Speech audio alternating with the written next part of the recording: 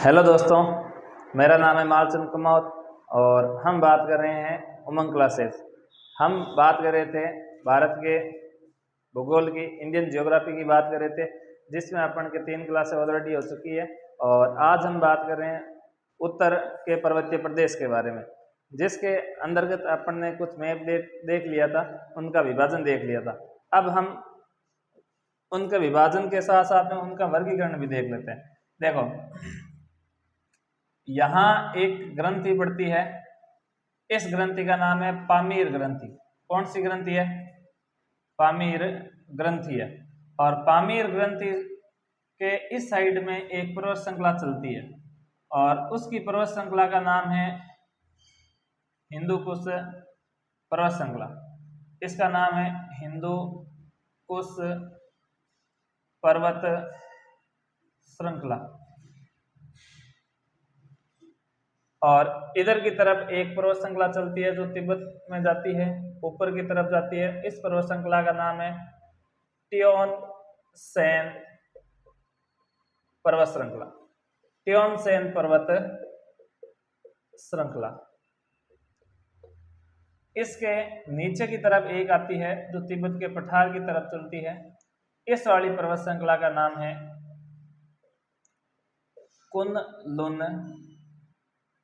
Kunlun पर्वत श्रृंखला।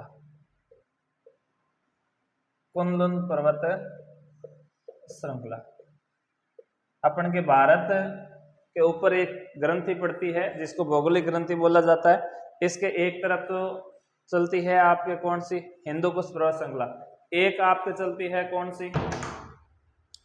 एक आपके देखो चलती है कौन सी? हिंदू कुश पर्वत श्रृंखला, जो जाती है अफगानिस्तान में, काबुल में जाती है ना।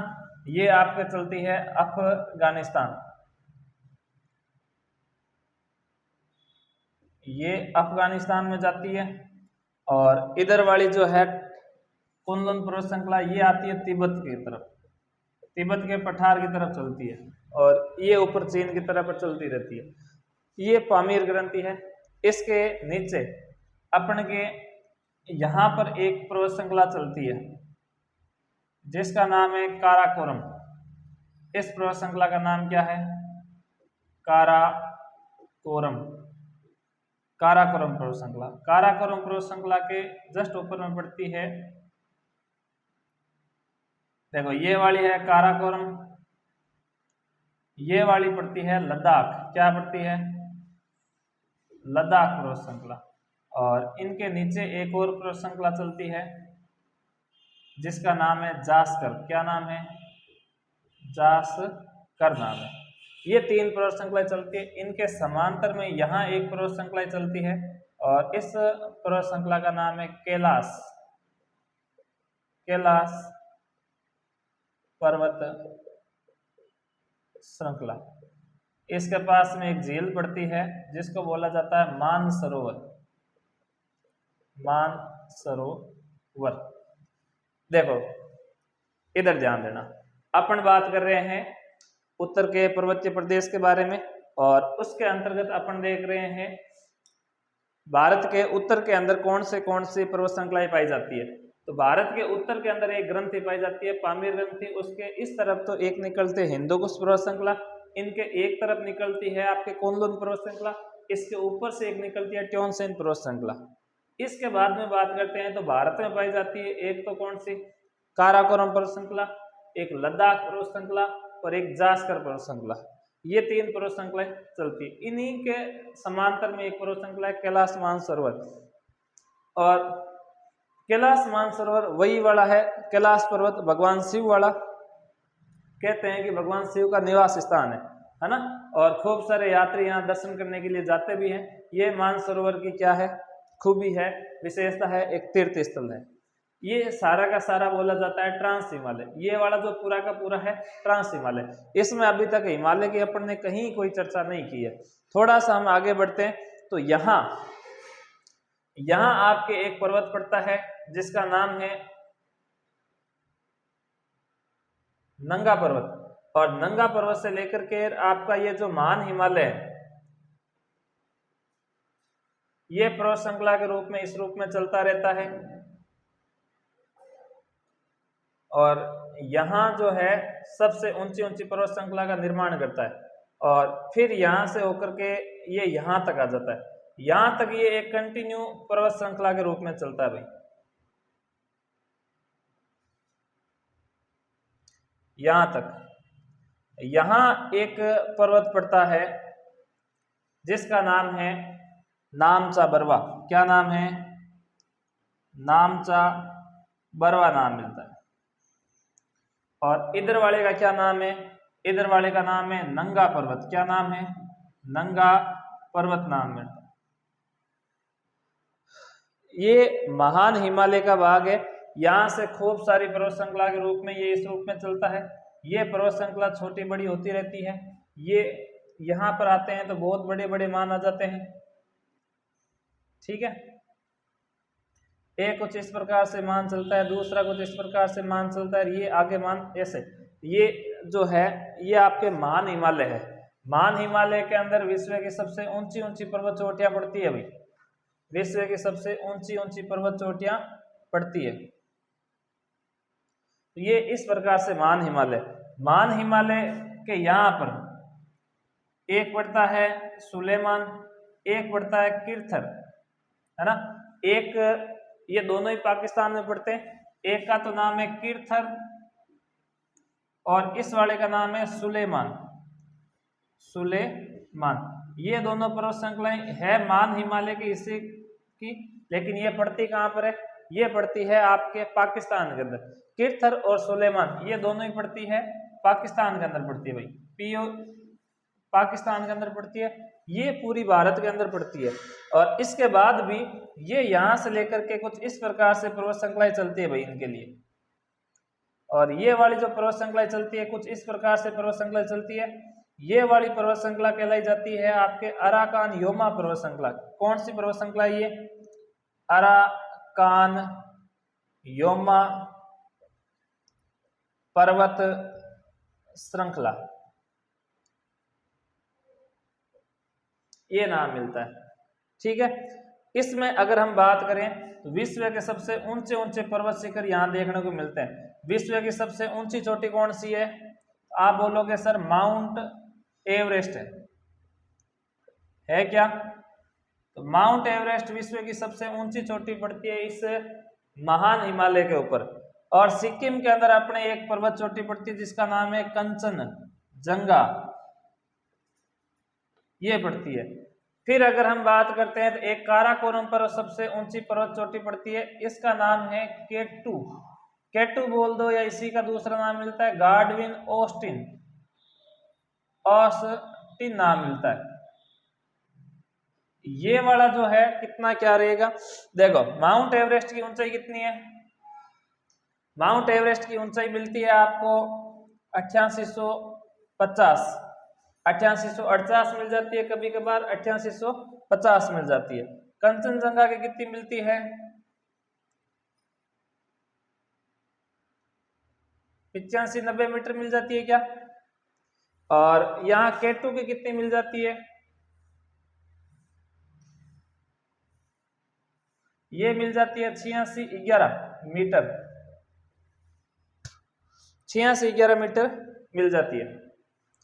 ठीक है,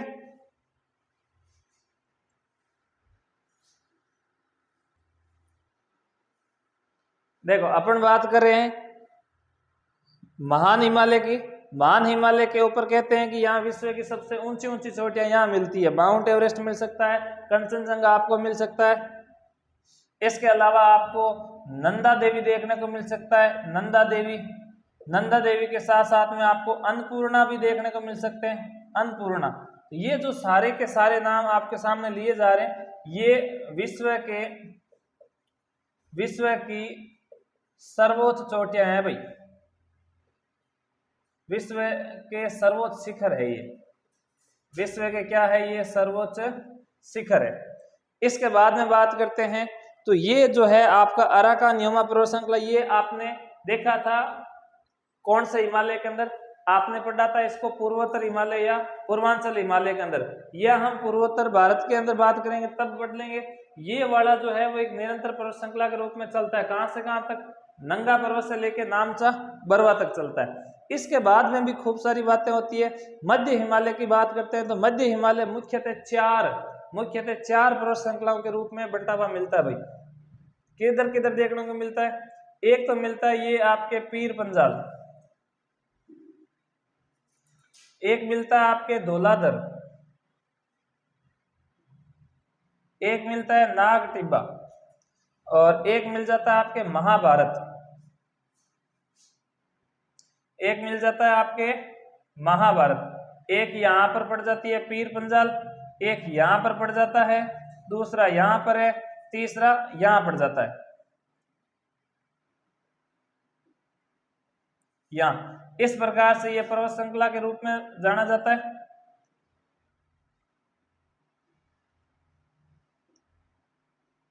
देखो इसको तो बोलते हैं कौन सी? पीर पंजाल बोलते हैं। क्या बोलते हैं? पीर पंजाल पर्वत श्रृंखला। दूसरे वाले का नाम है धौलाधर, तीसरे वाले का नाम है नाग टिब्बा, चौथे वाले का नाम है महाभारत। सर ये कहां कहां पढ़ते हैं? तो ये आपके पढ़ेंगे पीर पंजाल जम्मू एंड कश्मीर। हालांकि देखो ये वाला जो ये एरिया है ये इस साइड में पढ़ते हैं, ये कुछ थोड़ा सा आपके ऊपर रह जाता है, ये ऐसे, ठीक है। देखो ये आपका मान हिमालय कुछ इस प्रकार से, और ये आपकी जो पीर पंजाल है वो कुछ इस प्रकार से देखने को मिलती है भाई, ठीक है। फिर धौलाधर हो गया, नाग टिब्बा हो गया और महाभारत। ये जम्मू एंड कश्मीर में। ये कहाँ मिलेगी? तो ये मिलती है हिमाचल प्रदेश के अंदर। ये कहाँ मिलेगी? तो ये मिलती है उत्तराखंड के अंदर, और ये मिलती है नेपाल के अंदर, ठीक है ना। कि धौलाधर पर्वत श्रृंखला के अंदर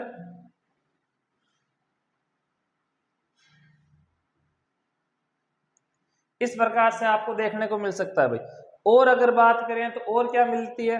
और यहाँ पर छोटी छोटी पहाड़ियों के रूप में मिलती है शिवालिक। कौन मिलती है? शिवालिक। शिवालिक ऐसी पहाड़ियों के रूप में चलती रहती है। फिर यहाँ एक क्षेत्र आता है दार्जिलिंग। दार्जिलिंग के पास में आके ये विलीन हो जाती है। इतनी ही देखने को मिलती है। फिर इसकी दोबारा वापिस शुरुआत कहाँ से होती है? फिर ये वापिस शुरुआत होती है अरुणाचल प्रदेश से। यहाँ पर्वत श्रृंखला के रूप में चलती है भाई, डाबला, मीरी, अबोर, मिसमी, ऐसे करके ये पर्वत श्रृंखला के रूप में चलती है। इस वाली का तो नाम क्या है? इस वाली का नाम है शिवालिक। क्या नाम है? शिवालिक। देखिए दोस्तों एक बार फिर से देखते हैं इसको ढंग से कि कैसे क्या हो रहा है। हम बात कर रहे हैं भारत के पर्वतीय क्षेत्र के बारे में, और भारत के पर्वतीय क्षेत्र के बारे में बात करते हैं तो ये जो भारत की आउटलाइन दिखाई गई है इसके ऊपर एक ग्रंथि पड़ती है जिसका नाम है पामीर ग्रंथि। पामीर ग्रंथि से पर्वत श्रृंखलाएं निकलती है। एक पर्वत श्रृंखला है जो पश्चिम में जाती है, इसका नाम क्या है? हिंदुकुश पर्वत श्रृंखला। एक का नाम पड़ता है ट्योनसेन पर्वत श्रृंखला, एक का नाम पड़ता है कुनलुन पर्वत श्रृंखला, ठीक है। फिर जब अपन नीचे की तरफ देखते हैं तो यहाँ भारत में अपने 3 पर्वत श्रृंखलाएं चलती है। एक तो काराकोरम, लद्दाख और जास्कर। इधर पड़ती है कैलाश मानसरोवर, है ना। शिवजी वाली पर्वत श्रृंखला ये इस ट्रांस हिमालय का ही भाग माना जाता है। फिर अपन के भारत की बात की जाती है तो ये वाला कुछ इस प्रकार से पड़ता है कि जो महान हिमालय उसकी आकृति मानी जाती है धनुषाकार। कैसी आकृति मानते हैं इसकी? धनुषाकार आकृति मानते हैं भाई, कि ये जो है वो अंदर से पूरा का पूरा नेपाल के अंदर मिलता है भाई, पूरा ही। और नेपाल के अंदर कहते हैं कि विश्व की सबसे ऊंची चोटियां हैं, विश्व की सबसे ऊंची चोटियां देखने को मिलती है भाई। ये पर्वत श्रृंखला इस प्रकार से बनी हुई, ध्यान रखना, ठीक है। अब वास्तविक स्थिति में तो और भी अलग देखा जा सकता है, लेकिन ये जो आपके पर्वत श्रृंखला है वो कुछ इस प्रकार से नजर आ रही है।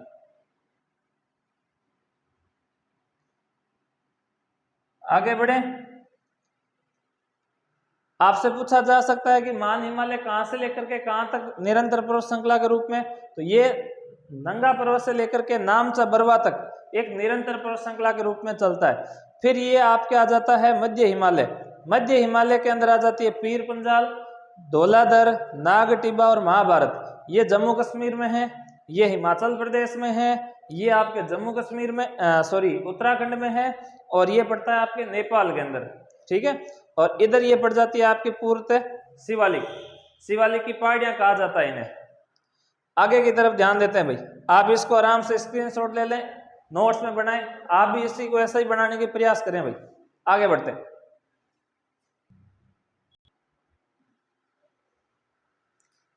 चलिए दोस्तों, अब अपन शुरुआत करते हैं। उम्मीद है आपने मैप बना लिया होगा।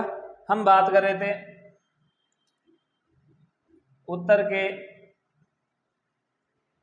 पर्वतीय प्रदेश की। हम उत्तर के पर्वतीय प्रदेश में सबसे पहले पढ़ेंगे क्या भाई, ट्रांस हिमालय। क्या पढ़ रहे हैं, ट्रांस हिमालय पढ़ रहे हैं। और ट्रांस हिमालय की जो औसत ऊंचाई है वो कितनी है, औसत ऊंचाई। ट्रांस हिमालय का संबंध किससे है, किससे नहीं है? तो क्या ट्रांस हिमालय का संबंध हिमालय से है? ट्रांस हिमालय का हिमालय से कोई संबंध नहीं है।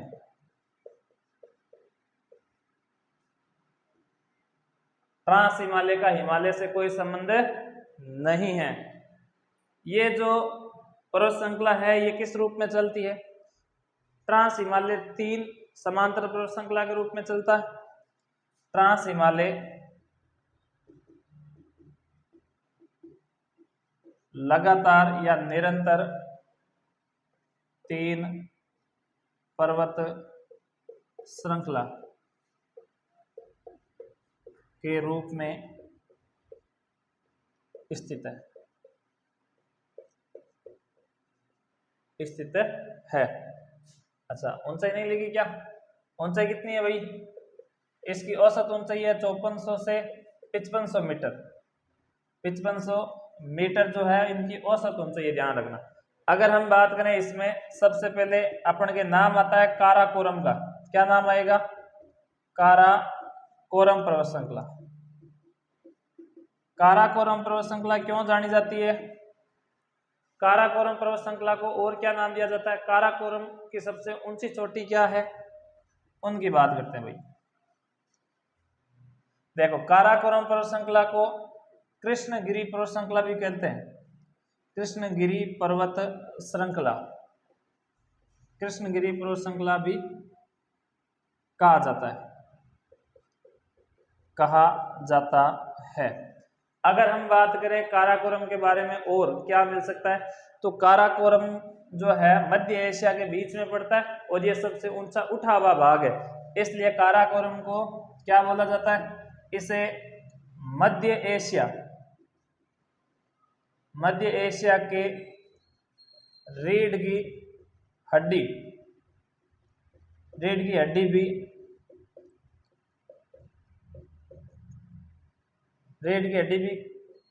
कहा जाता है। किसको? काराकोरम पर्वत श्रृंखला को। मध्य एशिया की रीढ़ की हड्डी किसे कहा जाता है? तो काराकोरम पर्वत श्रृंखला है। अगर पूछा जाए आपसे कि इसकी सर्वोच्च चोटी कौन सी है, इसकी सर्वोच्च चोटी बोल दो या उच्च शिखर बोल दो, तो यहाँ एक पर्वत श्रृंखला का नाम आता है K2, है ना। K2 का नाम है गार्डविन ऑस्टिन नाम आता है। ये है, इसकी सबसे ऊंची चोटी कौन सी है? K2 मतलब गार्डविन ऑस्टिन। और कितनी ऊंची है ये?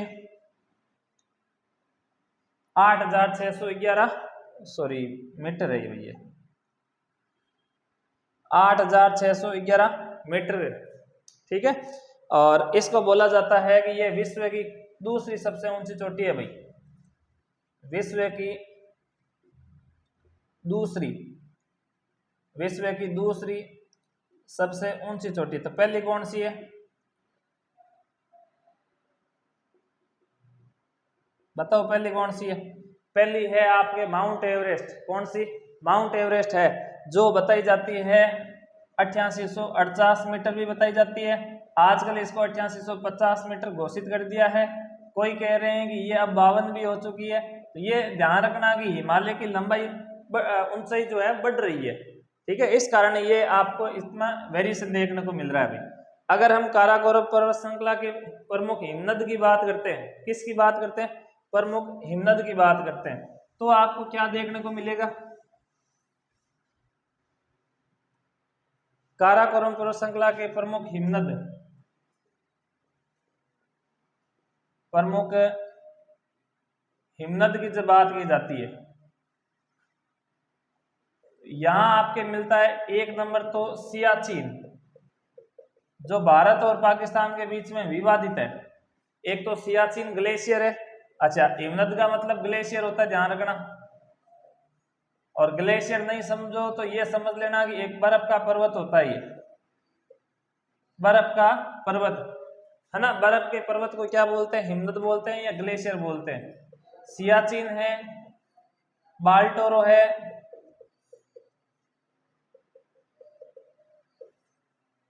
बाल्टोरो,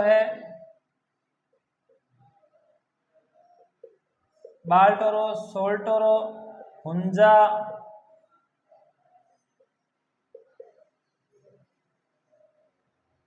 इस पर, और एक नाम और मिलता है बफो। ये काराकोरम पर्वत श्रृंखला के प्रमुख हिमनद मिलते हैं। देखो, काराकोरम पर्वत श्रृंखला को कृष्णगिरी पर्वत श्रृंखला कहते हैं। इसको मध्य एशिया के रीढ़ की हड्डी कहा जाता है। इसकी सबसे ऊंची चोटी है K2, जिसका नाम है गार्डविन ऑस्टिन। अच्छा, ये नाम K2 क्यों पड़ा, क्योंकि काराकोरम पर्वत श्रृंखला कुछ इस रूप में चल रही है ना।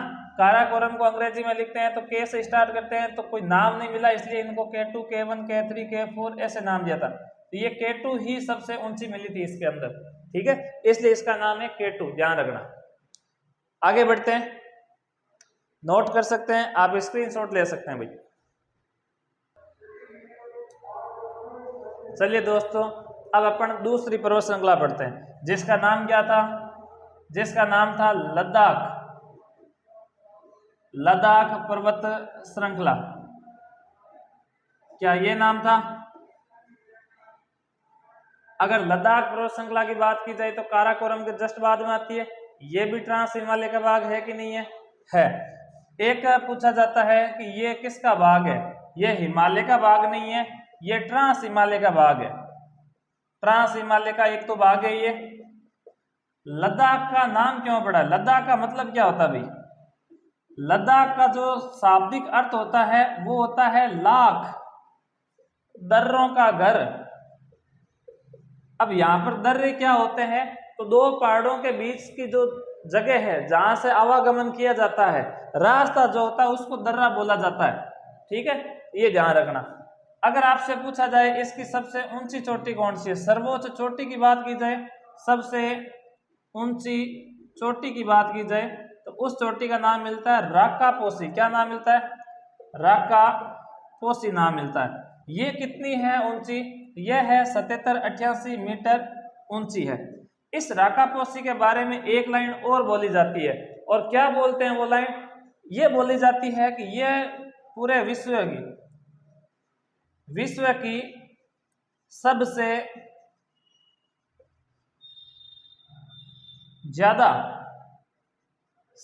ज्यादा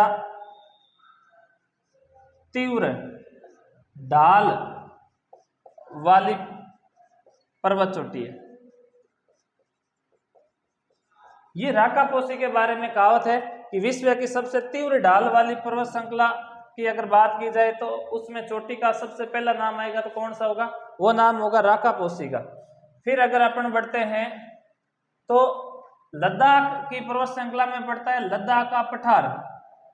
क्या पड़ता है?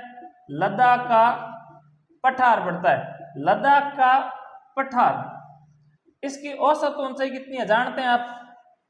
औसत ऊंचाई, ये इसकी औसत ऊंचाई है 5400 मीटर। 5400 मीटर और 5400 मीटर से अधिक ही होना चाहिए। कहते हैं कि पूरे भारत के अंदर सबसे ऊंचा पठार यही है। पूरे विश्व में देखते हैं तो तिब्बत का पठार सबसे ऊंचा मिलता है ना, इसलिए इसको बोलते हैं देखो भारत का सबसे ऊंचा पठार, इसीलिए इसका एक नाम और है,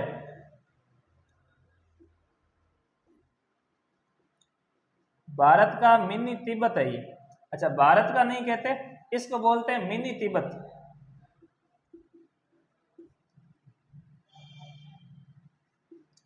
मिनी तिब्बत मतलब छोटा तिब्बत है ये। और इस पठार के अंदर अनेक घाटियां भी मिलती है आपको, अनेक घाटियां भी मिलती है।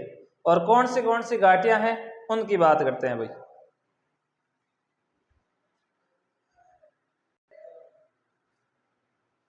देखो लद्दाख के पठार में अनेक घाटियां भी मिलती है।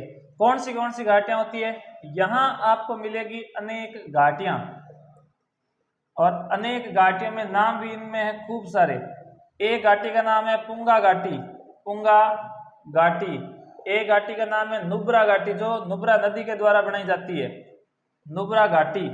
एक नदी का नाम मिलता है सेचर गेप, सेचर गेप घाटी। इन घाटियों में से सबसे ज्यादा जो फेमस है ना, वो है नुब्रा घाटी। कौन सी? सॉरी, पुंजा घाटी। पुंजा घाटी के लिए कहा जाता है कि यहाँ जो है वो गर्म पानी के स्रोत मिले, गर्म जल के स्रोत। और गर्म जल के स्रोत मिलना अपने आप में एक बड़ी बात है, इसलिए यहां बोला जाता है कि यहां भूतापीय ऊर्जा, भूतापीय ऊर्जा स्रोत के रूप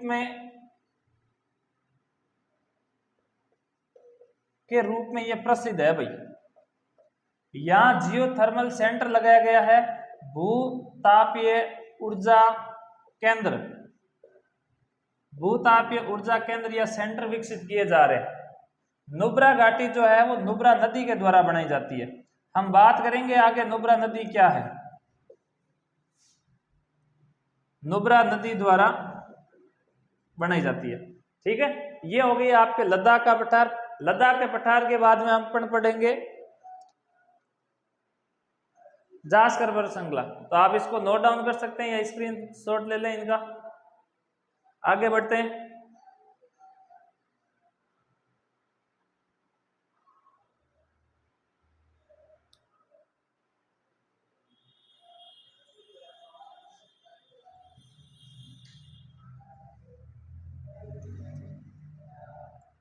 देखो अगली जो आपके पर्वत श्रृंखला थी नंबर 3, उस पर्वत श्रृंखला का नाम है जास्कर, जास्कर पर्वत श्रृंखला। इस पर्वत श्रृंखला के अंदर आपको क्या देखने को मिलती है? यहाँ खूब सारी झीलें पाई जाती है, यहाँ अनेक झीलें देखने को मिलती है।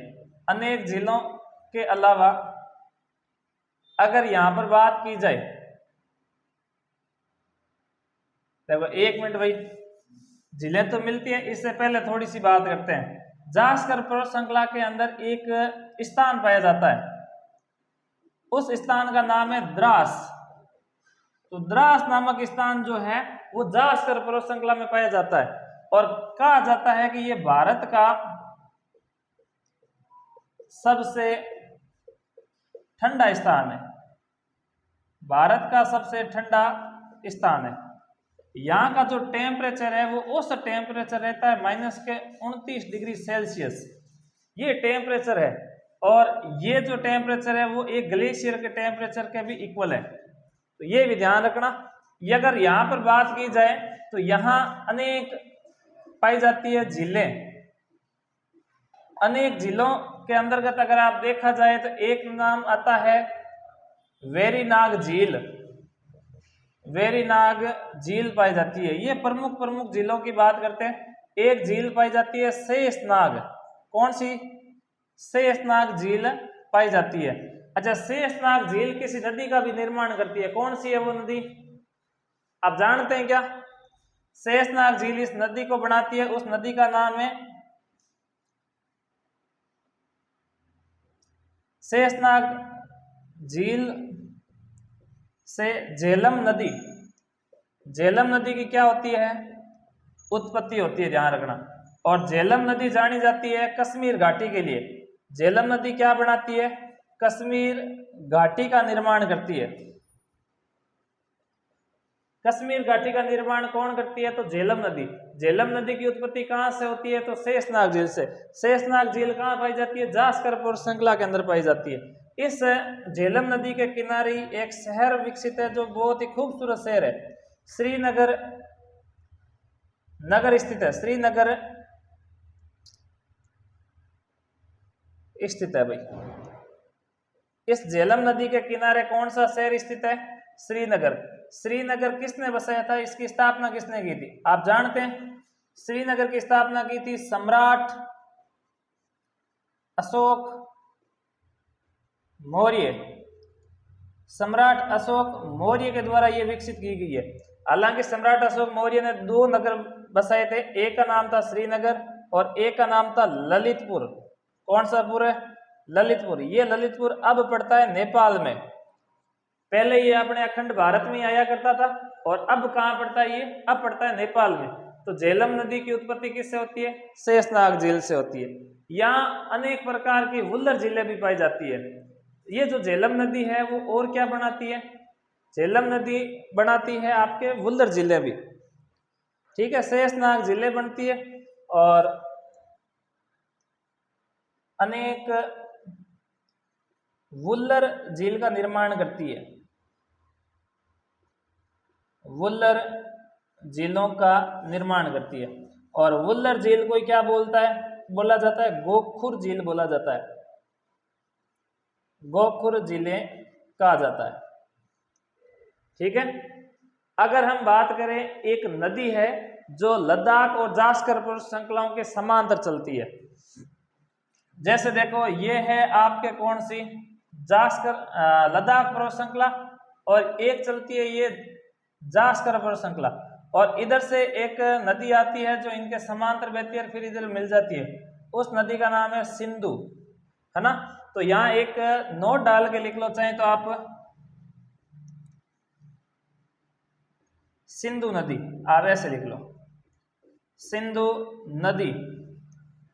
सिंधु नदी जो है वो लद्दाख व जास्कर, लद्दाख व जास्कर पर्वत श्रृंखला, लद्दाख व जास्कर पर्वत श्रृंखला के समांतर चलती है। लद्दाख व जास्कर पर्वत श्रृंखला के समांतर बहती है। इस सिंधु नदी के किनारे एक शहर स्थित है, उसका नाम है लेह। लेह शहर स्थित है भाई। कौन सी नदी के किनारे? सिंधु नदी के किनारे। लेह शहर की कोई 2 बातें बताओ। एक तो ये लद्दाख जो केंद्र शासित प्रदेश है उसकी राजधानी है। लद्दाख की क्या है? ये राजधानी।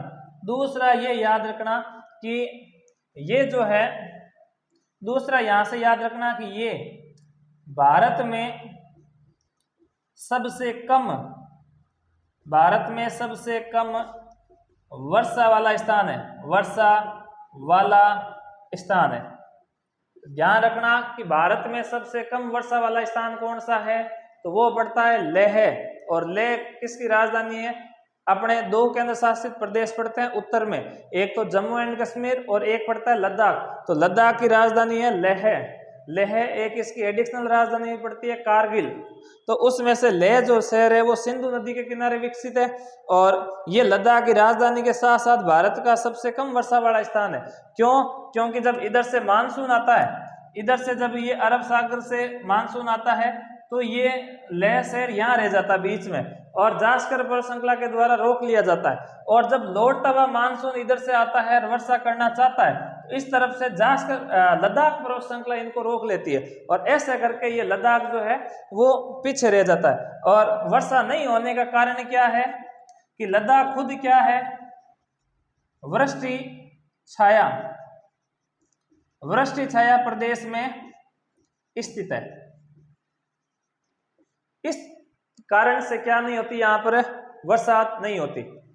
तो चलिए दोस्तों, आज अपन ने बात की है एक तो उत्तर के पर्वतीय प्रदेश उनका ओवरव्यू लिया था, एक मैप बनाया है, शायद आपने भी बनाया हो। उससे अपन को ये पता चलता है कि जो ट्रांस हिमालय है वो उत्तर में ही रहता है, उसमें आपके काराकोरम है, लद्दाख है और जास्कर है। तो हमने आज उन 3 पर्वत श्रृंखलाओं के बारे में डिटेल में पढ़ा है। अगर आपके कोई क्वेरी हो तो आप कमेंट बॉक्स में जरूर लिखें। और आपको ये वीडियो कैसा लगा आप जरूर बताना। मिलते हैं अब नेक्स्ट क्लास में। आप इस वीडियो को लाइक, शेयर एंड सब्सक्राइब दे सकते हैं। आपका प्यार जरूरी है हमारे लिए, ये मोटिवेशन के रूप में काम करता है। ठीक है, तो चलिए दोस्तों, थैंक यू।